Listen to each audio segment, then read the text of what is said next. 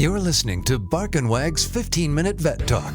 Each week, your host, Polly Requa, interviews veterinarians and individuals in the pet industry from across the nation answering pet questions. Bark and Wag podcast is produced weekly for your enjoyment, and show notes can be found at barkandwag.com under the podcast tab. That's BARKNWAG.com. Please remember to subscribe to Bark and Wag 15-Minute Vet Talk.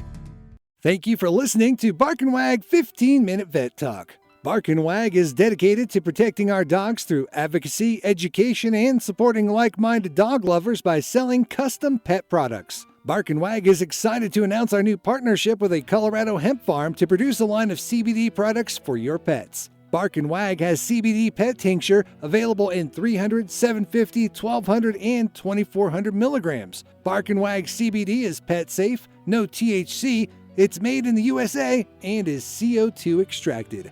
Please check out Bark and Wag's website, barkandwag.com. That is BARK, to see our line of CBD and awesome merchandise. We love pooch ideas for podcasts and merchandise, so anytime send an email to Polly at barkandwag.com with your suggestions. Welcome to Bark and Wag 15-Minute Vet Talk. I'm your host, Polly Requa. Today we're talking to Cindy Myers, energy healer and intuitive. Welcome, Cindy. Hi, Polly.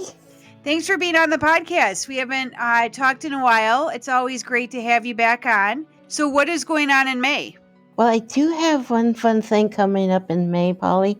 On May 13th, I have an introductory animal communication class, and it's on Zoom. It's through Jen Weigel. She's hosting it. It'll be at 4 p.m. Pacific time. So you have to do the math for whatever area you are. But it's nice because anybody can attend anywhere. It's not on my farm.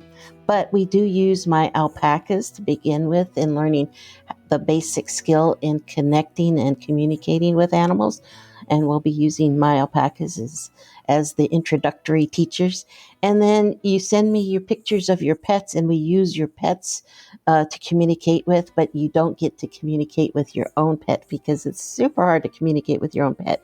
But your pet will select which student they wish to work with.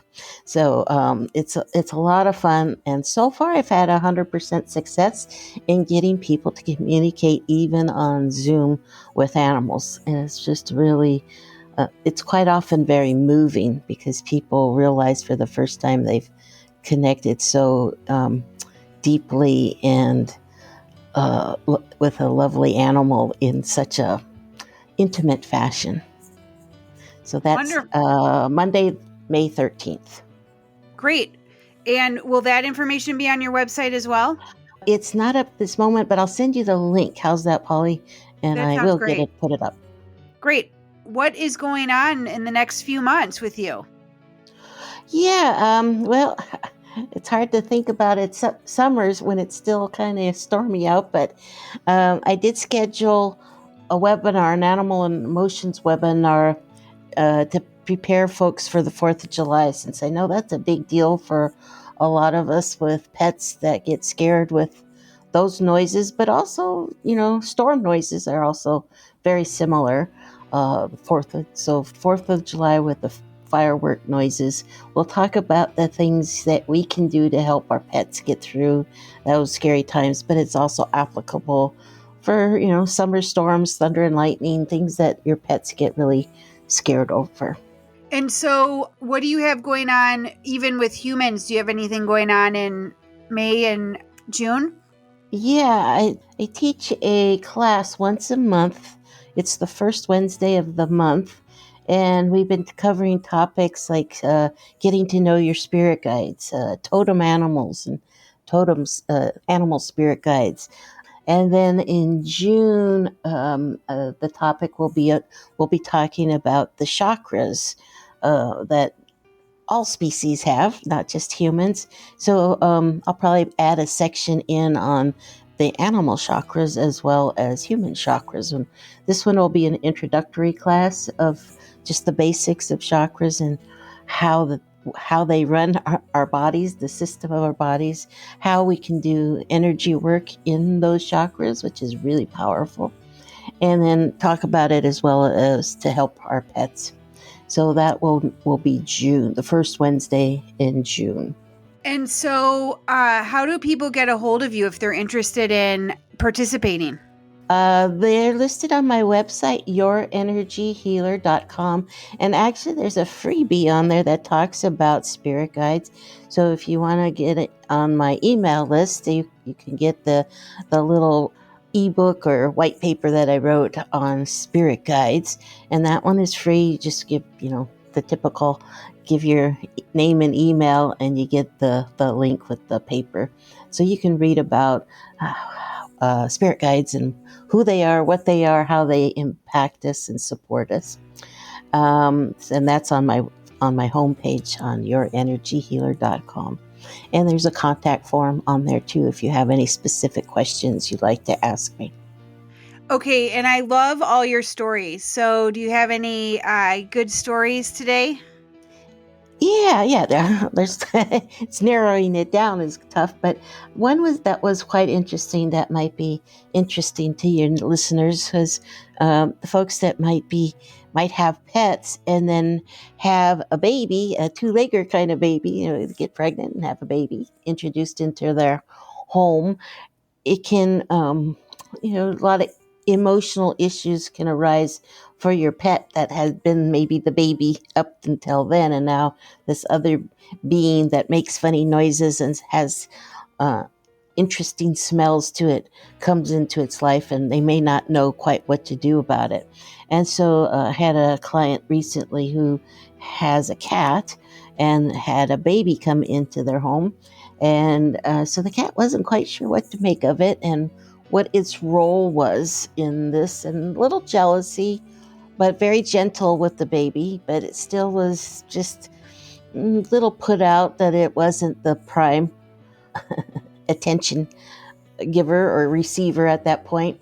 And so even though the people were very conscious of it and wanting to support their cat and give it plenty of attention, it needed a little energy clearing and communication with what it needed. And what was also interesting was while I was working on the cat, I feel things in my body, and I was feeling some discomfort in my neck, and I kept asking the cat if it was okay, if it was from the cat, and the cat said, "No, it's not me." And as we were almost done, the cat said, don't, not yet. Ask if you can work on the baby." And so I asked permission if I could tap into the baby. And sure enough, the baby's neck was out of alignment from birth.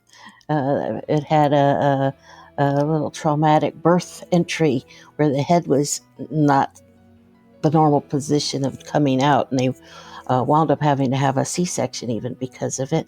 And so that birth trauma was still in the baby's neck and having pain and challenges eating. It was painful to eat. So they cleared it, and the baby calmed down and was doing much better after we took care of that. So I thought that was, and I praised, of course, the cat to let me know that it wanted its sibling to get taken care of. So that was really beautiful that the cat communicated to me that there was an issue with the baby.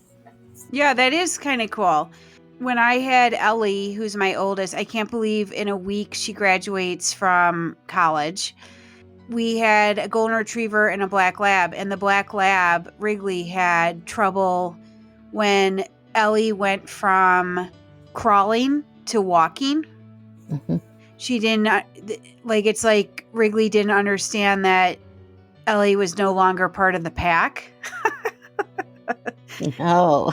So we had I had to have it could have been, it was either a behaviorist or an intuitive person come to the house, and we had to gate Ellie, and Wrigley from each other until Wrigley understood that, there was an issue. So it is kind of interesting when you bring babies and children home with pets that have been with you for years, because Lily and Wrigley are probably 5 or 6 when I had Ellie.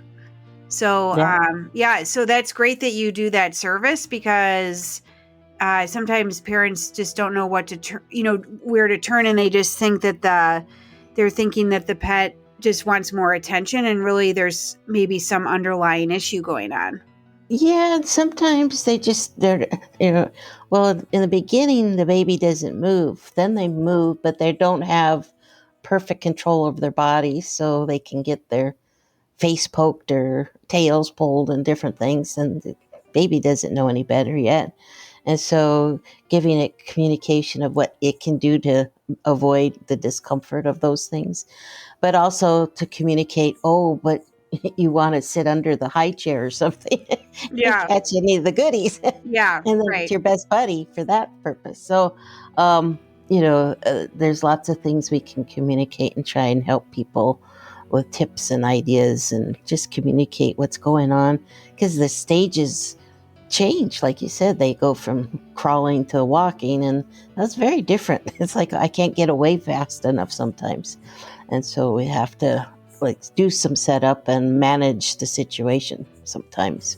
Well, thanks for being on the podcast, and I will put all the information in the show notes, and I will reach out to you in August, and we'll see what's going on I can't believe how fast this year is flying by. I know. Say August. We blink. Yeah. We blink. Yeah. So anyway, I'll touch base with you, and as always, it's great to hear from you, and look forward to having you back. All right. Thank you. You're listening to Bark and Wag's 15-Minute Vet Talk. Each week, your host, Polly Requa, interviews veterinarians and individuals in the pet industry from across the nation, answering pet questions. Bark and Wag podcast is produced weekly for your enjoyment, and show notes can be found at barkandwag.com under the podcast tab. That's BARKNWAG.com. Please remember to subscribe to Bark and Wag 15-Minute Vet Talk.